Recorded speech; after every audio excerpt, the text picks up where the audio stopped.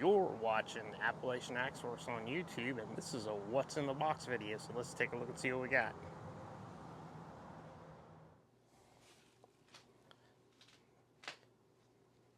Alright, let's see what we got here. Let's see. First up, we got a Wizard. See there? A Wizard. It's a 1 1/8 and a 1 1/16 on one end. Got a double open end wrench. See there, Alloy USA. This was sold by Western Auto. Wizard was a Western Auto brand, so had a little bit of pitting that cleaned up, but still a very solid wrench. Nice tool.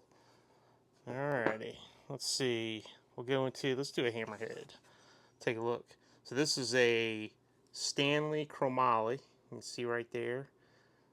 The logo's a little bit faint, but it's cool. Still a cool item. Cleaned up real nicely. And then you can see it was used. It was well used, but it's a solid hammerhead. It'll be a solid tool once it gets hung on a new handle, but kind of neat logo. You can see there, Stanley chromoly. So pretty cool. Let's see, here's another one.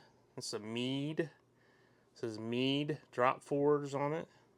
Cool, cleaned up. Another one cleaned up real nicely. Got all the rust and grime off. It's nice, and it's all ready for somebody to put their own patina on it. So pretty cool. Nice 4-pound cross peen hammer.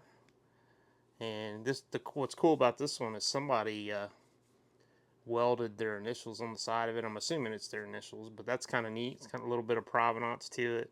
This is a Warwood 4-pound, nice hammerhead, and make a nice blacksmithing hammer or whatever, you know, for that. But cool hammerhead. Another double open end wrench. Got a controlled steel. This is a 7/8 and a 25/32, I believe. Cool wrench. It was all rusty. See, drop forwards USA. Nice wrench though.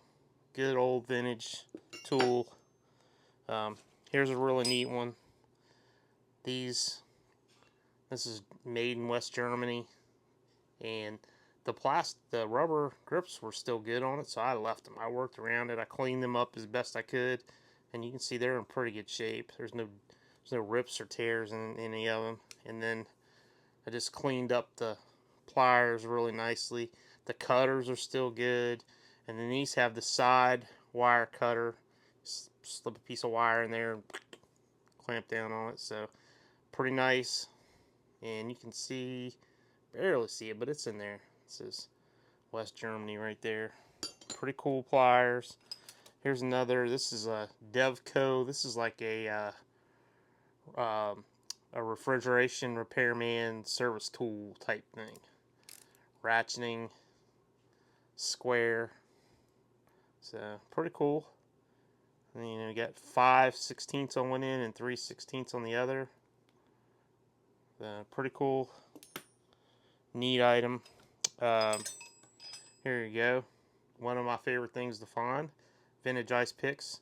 It says, "Pick my ice, it's pure." It's pretty cool.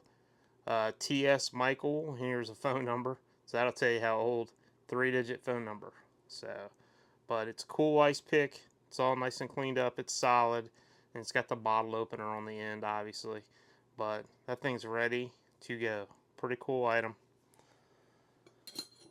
Love it when I find tool truck tools when I'm out on picks. But this is a Mac, Ohio. And you can see it, Mac, Sabina, Ohio. And it's a double open end. And there's the model number, DR1618. But it was pitted.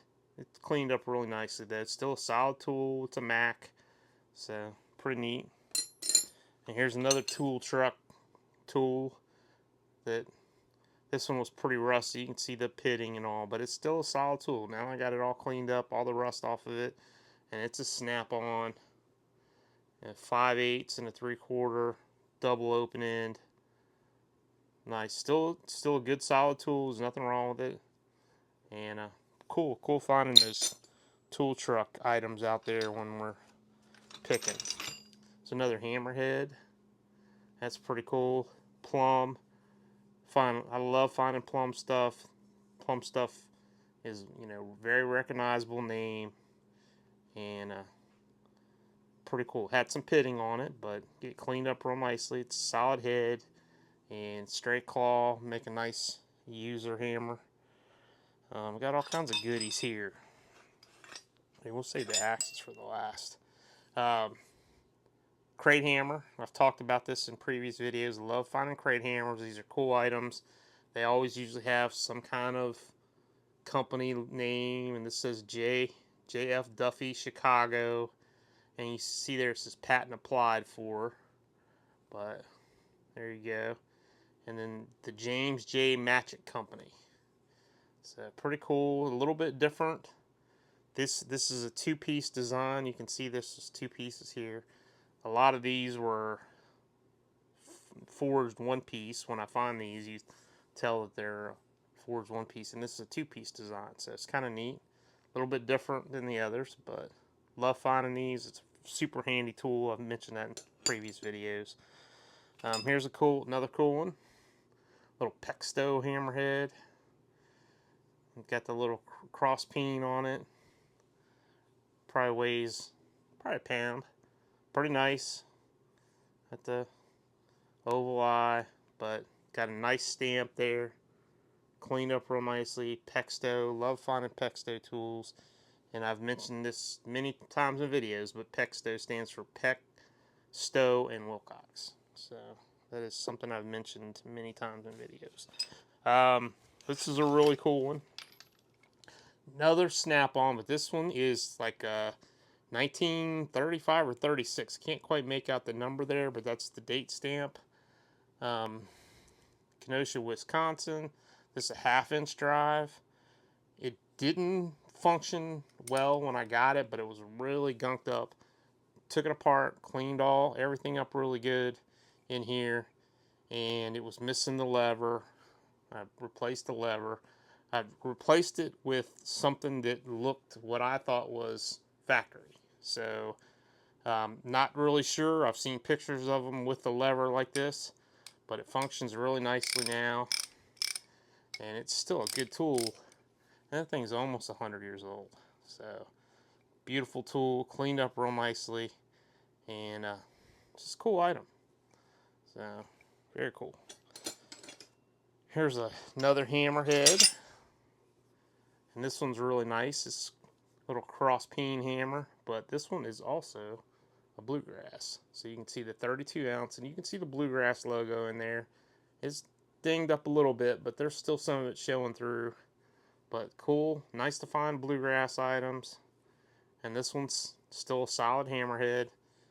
Turn out to be a good user, or if that Bluegrass collector wants to put a Bluegrass in their collection, it'd be a entry-level Bluegrass item there.